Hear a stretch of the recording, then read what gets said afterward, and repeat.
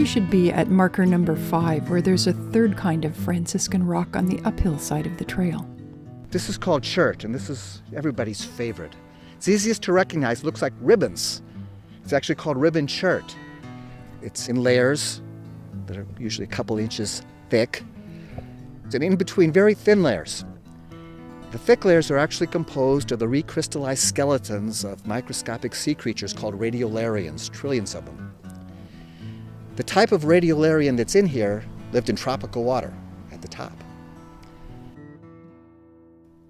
Just think of radiolarians as amoebas in glass houses. They make their skeletons out of silica. And when they die, those little skeletons settle down to the bottom of the ocean, 10,000 feet below. It's what Rachel Carson called the long snowfall of the sea. So they settle down there, they piled up over time, and when they get thick enough, they lithify, they recrystallize, and they form this rock called chert. If you have a really good hand lens and you break open a piece and spit on it and you hold it up, you can see them sometimes. They look like little opaque pinheads. In between are layers of shale. That's why it's so crumbly. Well, this has had a hard life. It probably came from 3,000 miles away, got scraped off to North America, and sometime later got pushed up 4,000 feet. Chert is also very hard. You could make knives out of it. The Native Americans here didn't, just because they were so close to Napa that they traded for obsidian. This chert has a reddish cast, but Lavin says it comes in other colors too, which often have to do with the chemical state of the iron in the rock. We'll see green chert too. There's white chert. There's black chert. That was manganese that must have formed somewhere near those volcanoes. And yellow chert. And do you have all those types of chert? Yeah, but the reddish-brown chert is by far the most common on Mount Diablo. Now we know 3 kinds of Franciscan rock: pillow basalt, gray wacky sandstone, and radiolarian chert. How does that all fit into the big geologic story?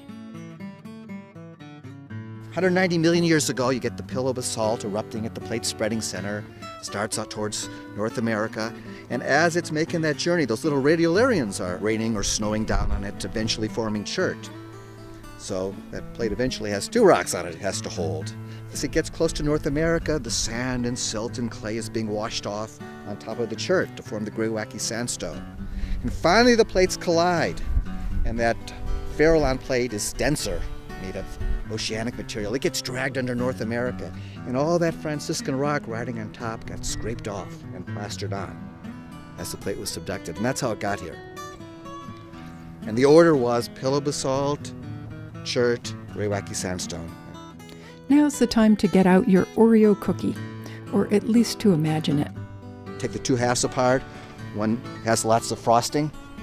And what we do when we do the geology programs, we tell everybody to move them close together, and when they touch, you drag the one, you subduct the one with the frosting underneath. That's the Farallon plate, and you watch the frosting get scraped off. And that's a very good representation. You get little, geologists call them shingles, little different scrapings. And there's 9 or 10 different Franciscan scrapings. One is called the Marin Headlands terrain. There's the Yoli Boli. There's the central terrain. That's Mount Tamalpais. And this happens to be the Marin Headlands terrain. Now, what this little slice of Franciscan terrain is doing on top of Mount Diablo is something of a mystery. It runs in a band from the Marin Headlands across San Francisco through Twin Peaks, and here it is 40 miles to the east. I asked a geology professor at UC Berkeley. She thought for a moment and then said, yes, I've often wondered what that little piece of the Marin Headlands is doing on top of Mount Diablo. As you may recall, the Pacific Plate is sliding by us at a rate of 2 inches a year. Lavin says that's about as fast as your fingernails grow. There's 2 morals to the story. If you've got the Oreo cookies, the moral is we're all walking on frosting.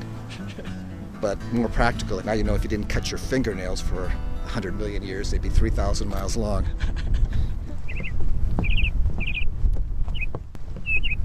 Let's move on to our next stop at the Overlook with the Benches.